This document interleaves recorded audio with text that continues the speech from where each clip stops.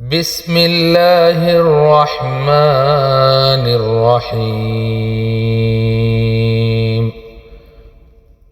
شروع اللہ کا نام لے کر جو بڑا مہربان نہایت ہی رحم کرنے والا ہے۔ وَقَضَى رَبُّكَ أَلَّا تَعْبُدُوا إِلَّا إِيَّاهُ وَبِالْوَالِدَيْنِ إِحْسَانًا، اور آپ کے رب نے فیصلہ کر دیا ہے کہ تم اللہ کے سوا کسی اور کی عبادت نہ کرو، اور ماں باپ کے ساتھ حسن سلوک کرو اور بھلائی کرتے رہو۔ اِمَّا يَبْلُغَنَّ عِندَكَ الْكِبَرَ أَحَدُهُمَا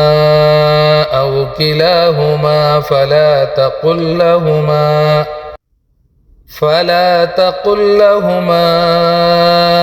أُفٍّ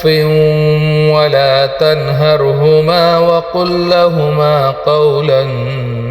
كَرِيمًا۔ اگر ان میں سے ایک یا دونوں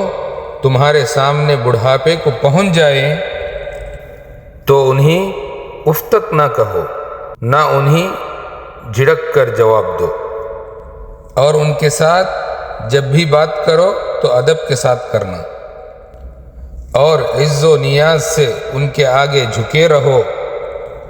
اور ان کے حق میں دعا کرو کہ اے پروردگار، جیسا انہوں نے مجھے بچپن میں شفقت سے پرورش کیا ہے تو بھی ان کے حال پر رحمت فرما۔ وَاخْفِضْ لَهُمَا جَنَاحَ الذُّلِّ مِنَ الرَّحْمَةِ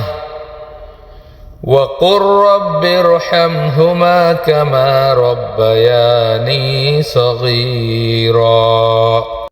اور والدین کے لیے رحمت و شفقت سے عاجزی و انکساری کے بازو جھکا دو، اور یہ دعا کرو، اے میرے پروردگار، ان دونوں پر رحم فرما جیسے انہوں نے بچپن میں مجھ پر رحم کیا اور میری پرورش کی تھی۔